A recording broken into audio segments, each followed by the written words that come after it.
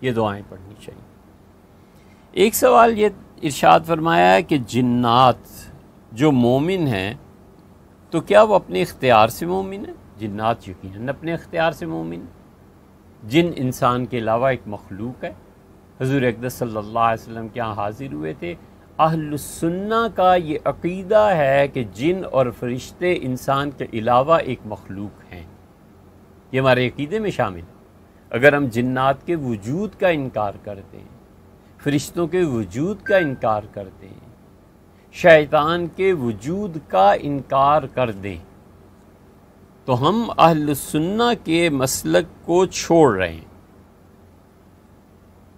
آئی سمجھ؟ ہم اہل السنہ کے مسلک کو چھوڑ رہے ہیں۔ آدم، حوا علیہ السلام اور شیطان، تین ہو گئے نا۔ اللہ تعالیٰ نے یہی بتایا ہے نا کہ اس نے آدم علیہ السلام کے دل میں وسوسہ ڈالا، پھر وہ قرآن میں 7 جگہ یہ بات آئی ہے۔ سر سید اس کے بارے میں کہتے ہیں یہ ناٹک ہے، یہ تو ڈرامہ ہے، ڈرامہ تھا، اصل قصہ کوئی نہیں تھا، یہ سب ڈرامہ تھا۔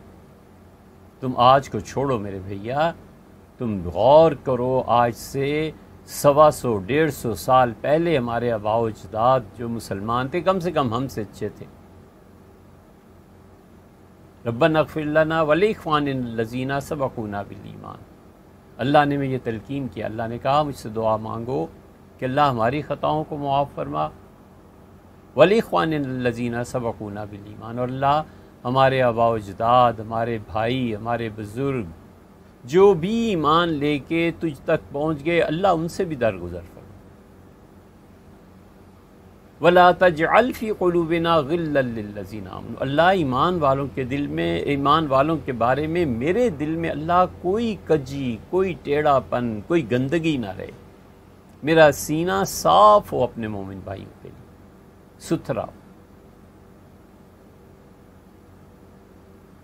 تو وہ جو اخوان الذین سبقونا بالایمان، ایمان لے کے چلے گئے نا دنیا سے، وہ ان کے سامنے جب کہتے تھے کہ جناب یہ سر سید، جناب یہ جو آدم اور حوا اور شیطان کا قصہ ہے، یہ سب ناٹک اور ڈرامہ ہے، ایمان اس پہ لانا کوئی نہیں، انسانوں کو سمجھانے کے لیے بتایا ہے، حقیقت میں کچھ نہیں ہوتا تھا والعیاذ باللہ، تو اس کو اپنے ایمان کی فکر نہیں ہوتی ہوگی۔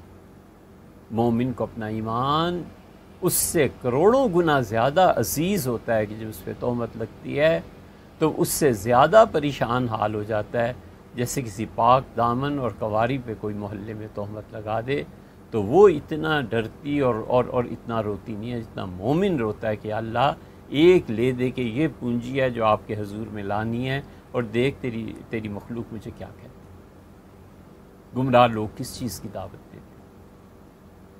اس لیے ہم ان عقیدوں پہ زیادہ زور دیتے ہیں کہ بچوں ایمان، آدم، حوا، جن، فرشتے، یہ حقیقی کریکٹر مینس یعنی ان کے حقیقی وجود ہیں تھے، تو جنات اپنی مرضی سے ہی ایمان لاتے۔ اللہ تعالیٰ نے فرمایا کہ جنات میں بات کی، ان کا من القاسطون، ہم میں کچھ لوگ ایسے ہیں جو عدل کرتے ہیں، یہ عدل اللہ کو عزیز ہے۔ یہ پوری کائنات میں جو امتحان ہے، سب سے بڑا امتحان انصاف کے قیام کا ہے کہ ہم ہر چیز میں انصاف کریں، اپنے آپ سے بھی، اپنے گھر والوں سے بھی، اپنے دوستوں سے بھی، ہر ایک۔ اسی لیے تو معاذ بن جبل رضی اللہ عنہ کہتے تھے اللہ حکم، اللہ تعالیٰ سب سے بڑا بادشاہ، شہنشاہ، قسط، مکمل انصاف فرمانے والا ہے، اللہ حکم قسط۔ تو یہی چیز ہے من القاسطون، جنات نے حضور اقدس صلی اللہ علیہ وسلم کی خدمت میں عرض کیا، ان کا ہم میں سے کچھ ہیں جو منصف ہیں، انصاف پسند ہیں، دون ذالک، اور کچھ ایسے ہیں جو انصاف کی روش پہ قائم نہیں ہیں۔ انا سمعنا، ہم نے جب قرآن سنا تو آمنا بہ، ہم اس قرآن پر ایمان لائے، اللہ کے رسول صلی اللہ علیہ وسلم۔ آپ نے اس کے بعد فرمایا ہے کہ انسان جب ہے اور جنات بھی ایک مخلوق، اور جیسا کہ ہم کہتے ہیں تو پھر انسان افضل ہے یا جنات افضل ہے؟ بھیا انسان افضل ہے،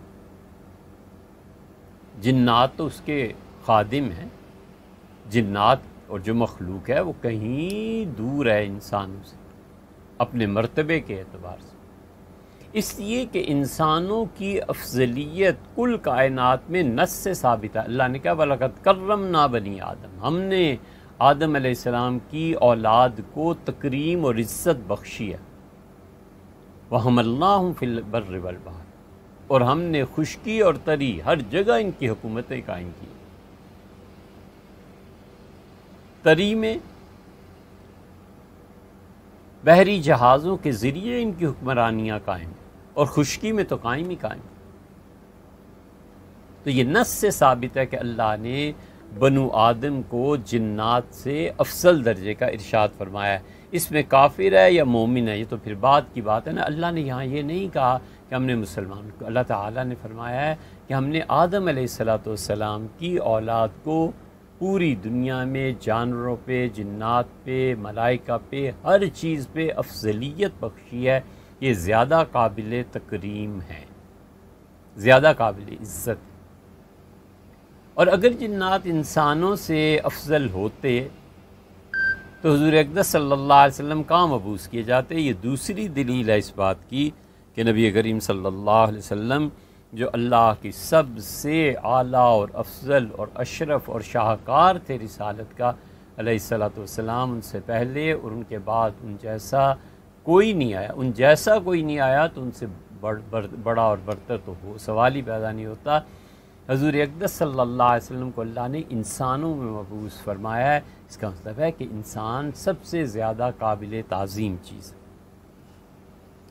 تیسری چیز قرآن اللہ نے انسانوں کو دیا ہے، جنات ضمنی طور پہ اسے سنتے ہیں اور وہ تابع۔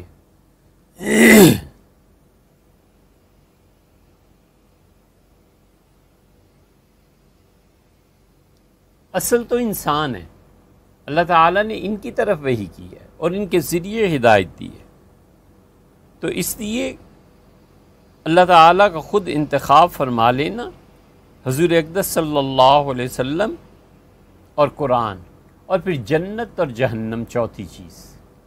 آپ دیکھیں نا، جنت اور جہنم انسانوں کے لیے نا اصل، وہ جنات کا مسئلہ تو بعد کا ہے، ہمارے لیے فرمایا ہے اللہ نے، ہمارے لیے۔ امام ابو حنیفہ رحمۃ اللہ نے کیا زبردست استدلال کیا ہے اہل جنت کے افضل اور اعلیٰ ہونے پہ فرشتوں کی نسبت سے۔ اللہ تعالیٰ نے فرمایا یدخلون علیہم من کل باب، ہر ان کے گھر کے محل کے دروازے سے فرشتے داخل ہوں گے اور فرشتے سلام پیش کریں گے جنت والوں کو۔ تو امام صاحب رحمۃ اللہ نے فرمایا اس کا مطلب ہے جنتی فرشتوں سے افضل ہے، فرشتے خادم کے طور پہ آئیں گے، سلام پیش کریں گے۔ تو اس لیے مومن آدمی وہ افضل ہے۔ تو جنت اور جہنم دونوں کو اللہ نے انسان کے ساتھ مربوط کیا، جزا اور سزا۔ اور پانچویں بات، اگرچہ دلائل بہت سے ہیں لیکن ہم اپنی بات مکمل کر رہے ہیں، پانچویں بات یہ ہے اور سوچنے کے قابل ہے کہ قرب خداوندی میں جو مقام اور مرتبہ انسان کا ہے جنات کا نہیں۔ اللہ تعالیٰ اپنی رویت سے سرفراز فرمائے گا، ہم لوگ جنت میں اور قیامت میں اللہ تعالیٰ کو دیکھیں گے۔ خدا کرے کہ اس پاک گروہ میں ہمارا بھی داخلہ، اور خدا کرے اس پاک گروہ میں اللہ تعالیٰ ہمیں بھی سجدہ کرنے کی توفیق دے، وہ سجدہ جس کے متعلق حضور اقدس صلی اللہ علیہ وسلم نے فرمایا تھا کہ تم اپنے پروردگار کو دیکھو گے اور سجدے میں پڑ جاؤ گے، اور سجدے میں جب گرو گے تو ایک زمانہ بیت جائے گا اور تم سجدے میں ہی رہو۔ وہ کتنے ارب کتنے کروڑ سال ہوں گے کوئی نہیں جانتا، پر مست ہو جائیں گے، مستی جیسے ایک حسن کی اور ایک مستی، کوئی لطیف نظارہ دیکھنے کی اور ایک خوشی کا عالم اور ایک سرور کا عالم، اس کو ہم مستی سے تعبیر کر رہے ہیں، وہ طاری ہو جائے گا اور لوگ اس سجدے میں اللہ ہی جانتا ہے کتنا عرصہ پڑے رہیں گے۔ کہاں یہ صاف اور نتھرے ہوئے عقیدے، اور کہاں یہ کہنا کہ اللہ کو دیکھیں گے ہی نہیں۔ ولیعذ باللہ، اس سے بدتر خبر بھی کوئی ہو سکتی ہے کہ کوئی کسی محبوب سے کہے کہ جسے تم چاہتے ہو نا تم اسے دیکھ نہیں پاؤ۔ ظالم کو لکھتے کہتے اتنی بھی حیا نہیں آتی کہ صوفی کی ساری زندگی اس ایک آس پہ ہی تو گزرتی ہے کہ آج تو غیب میں ہے، کل تیرے سامنے آنا ہے، تجھے دیکھنا ہے، بات کرنی ہے۔ اول من جیسا، میں پہلا شخص ہوں گا جو دونوں گھٹنے ٹیک کے بیٹھ جاؤں گا اور کہوں گا جو خون میرے زمانے میں ہوا ہے اس کا فیصلہ فرمائیں۔ لیس بینہ و بین اللہ ترجمان، اور بندہ آئے گا اور رسول اللہ صلی اللہ علیہ وسلم اللہ کے اور اس کے درمیان کوئی ترجمانی نہیں، ڈائریکٹ اپنے پروردگار سے بات کرے گا۔